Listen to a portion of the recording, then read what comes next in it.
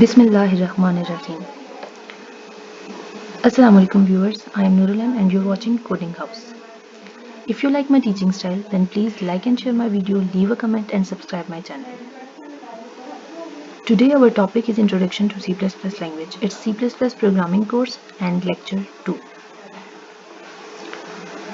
First of all हम इस lecture में फर्स्ट लेक्चर का रीकैप ले लेते हैं कि एक्चुअली हमने फर्स्ट लेक्चर के अंदर क्या पढ़ा था।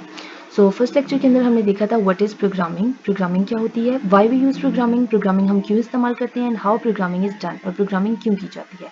और इसके अंदर 3 इसके बेसिक स्टेप्स थे, algorithm, coding and testing. Algorithm तो हमने देख लिया था कि सिंपल स्टेप बाय स्टेप एक प्रोसेस है जिसको हमने कंप्यूटर को बताना है कि कौन सी इंस्ट्रक्शंस उसने परफॉर्म करनी है, वो एक स्टेप बाय स्टेप प्रोसेस को हम एल्गोरिदम कहते हैं। लेकिन कोडिंग उस एल्गोरिदम को कंप्यूटर लैंग्वेज के अंदर कन्वर्ट करने को कोडिंग कहते हैं। तो कोडिंग के लिए हम इस कोर्स में C++ को यूज़ करेंगे। तो हम नेक्स्ट लेक्चर में जाते हैं। नेक्स्ट लेक्चर का जो हमारा टॉपिक है वो है इंट्रोडक्शन टू C++ लैंग्वेज, यानी कि कोडिंग के लिए हमें जो लैंग्वेज यूज़ करनी है उसका हमने इंट्रोडक्शन लेना है। तो हम इंट्रोडक्शन इसका देख लेते हैं कि एक्चुअली C++ होती क्या है। ठीक है, तो इस लेक्चर के अंदर हम देखेंगे कि व्हाट इज़ C++ क्या है, बेसिक स्ट्रक्चर ऑफ C++, यानी कि उस C++ लैंग्वेज का बेसिक स्ट्रक्चर क्या है जिसके अंदर हम प्रोग्राम लिख रहे हैं, और उसकी एक एग्जाम्पल भी हम देखेंगे। ठीक है, तो सबसे पहले हम देख लेते हैं what is C++। So C++ is a type of programming language. C++ programming language की एक टाइप है। तो प्रोग्रामिंग लैंग्वेज क्या होता है जिसकी टाइप है ये? A set of words, symbols and codes used to write program is called programming language. तो एक सेट है जिसमें हम डिफरेंट वर्ड्स, सिंबल्स और कोड्स को यूज़ करते हैं प्रोग्राम राइट करने के लिए, वो प्रोग्रामिंग लैंग्वेज होती है। वो वर्ड्स, सिंबल्स और कोड्स जो होते हैं वो उस लैंग्वेज के अंदर प्री डिफाइन होते हैं, यानी कि उनका पहले से कोई मीनिंग बताया होता है कि जब ये वर्ड हम यूज़ करेंगे तो उसका मीनिंग ये होगा, जब ये सिंबल हम यूज़ करेंगे तो उसका मतलब ये होगा। तो ये चीज़ पहले से इस लैंग्वेज के अंदर डिफाइन है। उस लैंग्वेज को हम जब यूज़ करते हुए प्रोग्राम बनाते हैं तो वो उन वर्ड्स और सिंबल्स का मतलब कंपाइलर वही लेता है जो कि पहले से प्री डिफाइन होता है। ठीक है, तो प्रोग्रामिंग लैंग्वेज की दो टाइप्स होती हैं basic, low level programming language and high level programming language. Low level programming language वो होती है जो कि मशीन अंडरस्टैंड कर सकती है लेकिन ह्यूमंस उसको अंडरस्टैंडेबल नहीं होती, ह्यूमन अंडरस्टैंडेबल नहीं होती। जबकि हाई लेवल लैंग्वेजेस जो होती हैं वो ह्यूमन अंडरस्टैंडेबल होती हैं जबकि मशीन उनको अंडरस्टैंड नहीं कर सकती। तो हाई लेवल लैंग्वेज के अंदर जब हम प्रोग्राम बनाते हैं तो उसको अंडरस्टैंड करने के लिए, मशीन उसको अंडरस्टैंड करने के लिए एक कंपाइलर यूज़ करती है। कंपाइलर जो होता है वो इस हाई लेवल प्रोग्राम को मशीन लैंग्वेज के अंदर कन्वर्ट कर देता है और उसके बाद मशीन लैंग्वेज उसको अंडरस्टैंड करके अपना टास्क परफॉर्म करती है। तो लो लेवल लैंग्वेजेस के अंदर दो तरह की टाइप्स होती हैं, machine language and assembly language. Machine language जो होती है वो सिर्फ और सिर्फ बाइनरी कोड को यूज़ करती है, यानी कि उसके अंदर सिर्फ 0 और 1 के अंदर आप इंस्ट्रक्शन दे सकते हैं, इसके अलावा कोई चीज़ उसके अंदर यूज़ नहीं कर सकते। जबकि असेंबली लैंग्वेज के अंदर हम बहुत से निमोनिक्स यूज़ करते हैं। ठीक है, हाई लेवल लैंग्वेज जो है उसकी 3 फर्दर टाइप्स हैं, प्रोसीजरल, नॉन प्रोसीजरल और ऑब्जेक्ट ओरिएंटेड, और ये उनकी फर्दर टाइप्स, सब टाइप्स दी गई हैं कि इनके अंदर कौन कौन सी लैंग्वेज है। तो C++ जो कि हमने इस कोर्स में प्रोग्रामिंग के लिए या कोडिंग के लिए यूज़ करनी है, वो लैंग्वेज जो है वो ऑब्जेक्ट ओरिएंटेड लैंग्वेज की ही सब टाइप है। तो अब हम देख लेते हैं, हमने देख लिया कि व्हाट इज़ C++ लैंग्वेज, कि वो एक टाइप ऑफ लैंग्वेज है। किस लैंग्वेज की टाइप है? ऑब्जेक्ट ओरिएंटेड लैंग्वेज की ही एक सब टाइप है। तो उसके बाद अब हम देख लेते हैं बेसिक स्ट्रक्चर ऑफ C++, यानी कि किस फॉर्मेट के अंदर हमने या किस स्ट्रक्चर के थ्रू हमने C++ का प्रोग्राम बनाना है, वो बेसिक स्ट्रक्चर हम देख लेते हैं। The format of writing program in C++ is called its structure. It consists of 3 parts.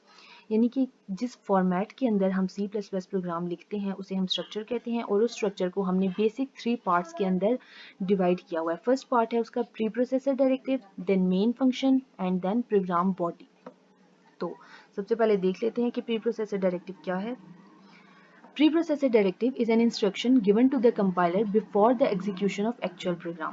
यानी कि एक्चुअल प्रोग्राम लिखने से पहले कंपाइलर के लिए हम एक इंस्ट्रक्शन देते हैं जिसको हम प्री प्रोसेसर डायरेक्टिव कहते हैं। कंपाइलर क्या चीज़ है? जिसने इस हाई लेवल लैंग्वेज को कन्वर्ट करना है मशीन कोड के अंदर ताकि मशीन उसको अंडरस्टैंड कर सके। इस डायरेक्टिव को प्री प्रोसेसर डायरेक्टिव जो कि हम कंपाइलर के लिए प्रोग्राम के स्टार्ट में देते हैं, प्रोग्राम की एग्जीक्यूशन से पहले, तो उसको हम कंपाइलर डायरेक्टिव भी कहते हैं, और ये हैश सिंबल से स्टार्ट होता है। इसकी एक एग्जांपल यहाँ पे दी गई है, ये हैश सिंबल से स्टार्ट हुआ है, और ये इंक्लूड वर्ड जो है, वर्ड इंक्लूड ये जो लिखा हुआ है, ये हमारे पास जो है ये प्री प्रोसेसर है। इसका मतलब है कि हमने कोई चीज़ ऐड करनी है। क्या ऐड करना है हमने? एक फाइल ऐड करें, हेडर फाइल आईओस्ट्रीम, ये एंगल ब्रैकेट्स हमने लगाई हैं, इसके अंदर जो लिखा है आईओस्ट्रीम ये हेडर फाइल का नेम है।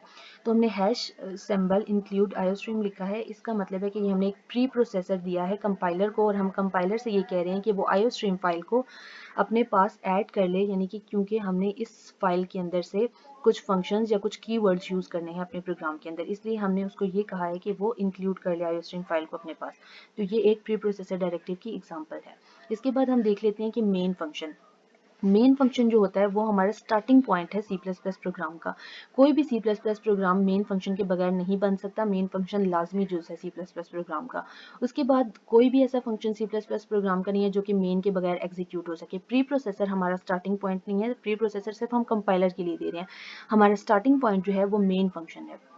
उसके बाद any number of statements can be written in main function, यानी कि मेन फंक्शन के अंदर हम कितनी भी स्टेटमेंट्स लिख सकते हैं, जितनी हम लिखना चाहेंगे, जितना लंबा हमारा प्रोग्राम है, जितने ज़्यादा हम काम करवाना चाह रहे हैं उतनी ज़्यादा हम इंस्ट्रक्शंस दे सकते हैं।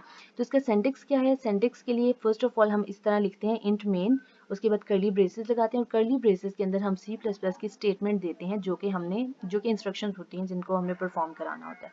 तो मेन फंक्शन का सिंटैक्स जो है वो बेसिकली ये है, इसको आपको याद रखना पड़ेगा, ठीक है। नेक्स्ट हम देख लेते हैं कि प्रोग्राम बॉडी, ये हमारा थर्ड पार्ट है बेसिक स्ट्रक्चर का। और प्रोग्राम बॉडी के अंदर क्या होता है कि different C plus plus statements होती हैं जो कि हम अपने टास्क को परफॉर्म कराने के लिए यूज़ कर रहे होते हैं, ठीक है। तो C plus plus statements, a statement in C plus plus language is an instruction for the computer to perform a task. वही बात कि जो हम कंप्यूटर को टास्क परफॉर्म करवाने के लिए कंप्यूटर से जो इंस्ट्रक्शन देती हैं उनको हम सी प्लस प्लस स्टेटमेंट कहते हैं। लेकिन हम उनको सी प्लस प्लस स्टेटमेंट क्यों कहते हैं? क्योंकि वो सी प्लस प्लस के कीवर्ड्स को यूज़ कर रही होती हैं, उसके सिंबल्स को यूज़ कर रही होती हैं, ठीक है। और इसके दो रूल्स हैं लिखने के कि फर्स्ट ऑफ ऑल तो ये कर्ली ब्रेसेस के अंदर ही लिखी जाएंगी। अगर आप कर्ली ब्रेसेस के अंदर नहीं लिखेंगे तो आपका जो जब आप कंपाइल करेंगे अपने प्रोग्राम को तो वो एरर दे देगा। और इसके अलावा हर स्टेटमेंट के लास्ट पे, यानी कि उसको टर्मिनेट किससे करना है? सेमीकोलन से। उसके एंड पे सेमीकोलन लाजमी आएगा वरना वो फिर से एरर दे देगा।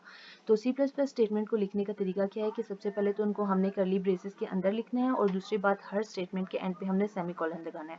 और उनको बनाना कैसे है, वो कैसे बनाएंगे हम उन स्टेटमेंट्स को? कीवर्ड्स और सिंबल्स को यूज़ करते हुए। किस लैंग्वेज के? सी प्लस प्लस लैंग्वेज के, ठीक है। तो अब हम एक एग्जांपल देख लेते हैं इसकी। ये मैंने एक छोटा सा प्रोग्राम बनाया है, कोड लिखा है सी प्लस प्लस लैंग्वेज के अंदर, जिसके अंदर हमने प्री प्रोसेसर भी डाला है, मेन फंक्शन भी है और उसके अंदर हमने सी प्लस प्लस की स्टेटमेंट्स भी डाली है। ये देखें, ये यहाँ पे एरोज शो भी कर रही हैं कि क्या है ये। फर्स्ट ऑफ ऑल ये जो ग्रीन कलर में लिखा है हैश इंक्लूड आईओस्ट्रीम, ये हमारा प्री प्रोसेसर है जो कि कंपाइलर से कह रहा है कि आईओस्ट्रीम फाइल को अपने पास ऐड कर लो। उसके बाद हमने मेन फंक्शन बनाया है इंट मेन। इसके बाद हमने कर्ली ब्रेसेस लगाई हैं, कर्ली ब्रेसेस के अंदर हमारी सी प्लस प्लस की स्टेटमेंट्स हैं। और ये सी आउट, रिटर्न और इंट, ये जो तीन बोल्ड लेटर्स लिखे हैं, ये तीनों बोल्ड लेटर्स हमारे कीवर्ड्स हैं जो कि हमने सी प्लस प्लस लैंग्वेज से लिए हैं।